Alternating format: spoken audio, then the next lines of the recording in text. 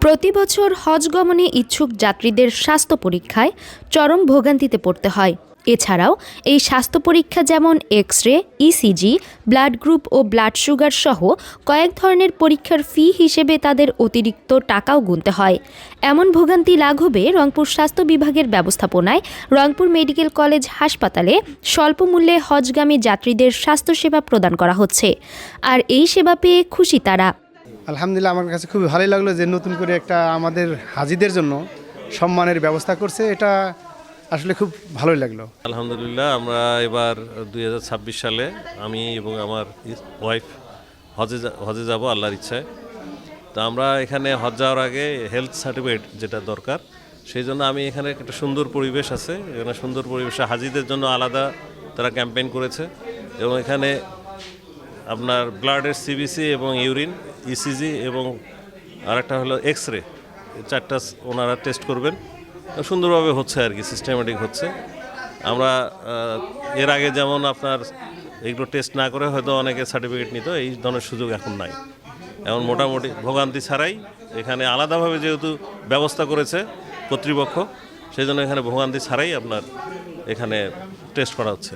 এই সেবাটা চালু রাখলে পরবর্তী যারা আসবেন তারা সুন্দরভাবে এইরকমই সেবা পাবে, পরিষ্কার পরিচ্ছন্নভাবে সবকিছু সুন্দরভাবে হচ্ছে আর কি। আমি হজে যাওয়ার এবার প্ল্যান করছি। ইনশাল্লাহ আমরা এখানে আসিয়ে টেস্ট করলাম, ব্লাড টেস্ট করছি, ইউরিন টেস্ট করছি, ওখানে ইসিজি করছেন, কোনো ধরনের কোনো অসুবিধা হয়নি। আমার সব কাজে সমাপ্ত হয়েছে সুন্দরভাবে। স্বাস্থ্য বিভাগের কর্মকর্তারা বলছেন, চলতি বছরে ধর্ম মন্ত্রণালয়ের নির্দেশনা মতে হজগামী যাত্রীদের স্বাস্থ্য পরীক্ষা শুরু করা হচ্ছে। এই স্বাস্থ্য পরীক্ষা শেষে তাদের সার্টিফাইড করা হবে। আমরা এখানে হাজিদেরকে দিচ্ছি, টেস্টের মাধ্যমে সেবা দিচ্ছি। এখানে আমাদের সিবিসি টেস্ট হচ্ছে, ইউরিন টেস্ট হচ্ছে, ইসিজি, তারপরে এক্স-রে হচ্ছে। আর এগুলো সেবার মাধ্যমে আমরা রিপোর্ট আজকে যারা টেস্ট দিচ্ছে এদের রিপোর্ট আমরা কালকে দিচ্ছি। আমরা 660 টাকায় করতেছি। সময় 8:30 থেকে শুরু, যতক্ষণ হাজির আসতেছে আমরা ততক্ষণে সেবা দিচ্ছি। 2026 সালে যেসব হাজিগণ হজ করতে যাবেন তাদের যে স্বাস্থ্য পরীক্ষা, এটা আমরা রংপুর মেডিকেল কলেজ হাসপাতালে 4 জানুয়ারি থেকে শুরু করেছি। 20 জানুয়ারি পর্যন্ত ওখানে পরীক্ষা নিরীক্ষা হবে। তারপরে এই রিপোর্টগুলো নিয়ে তারা আমাদের অফিসে আবার আসবেন।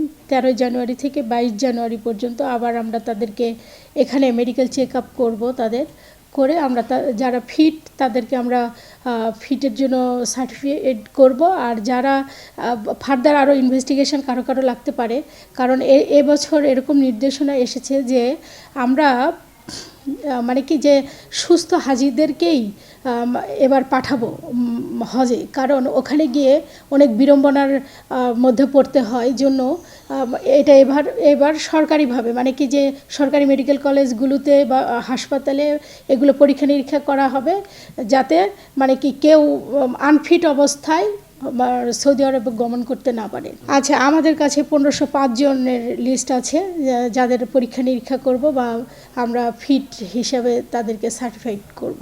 তথ্যসূত্র বলছে, সৌদি সরকারের নির্দেশনা অনুযায়ী 2026 সালের পবিত্র হজের প্রাথমিক নিবন্ধনের সময়সীমা শেষ হয়েছে। এবার বাংলাদেশ থেকে মোট ৭৮,৫০০ জন হজ পালনের সুযোগ পাবেন বলে সূত্রটি নিশ্চিত করেছেন। হারুনা রশিদের তথ্য ও শামসুল হকের ক্যামেরায় সাইমা শুভ্র, আপডেট টিভি।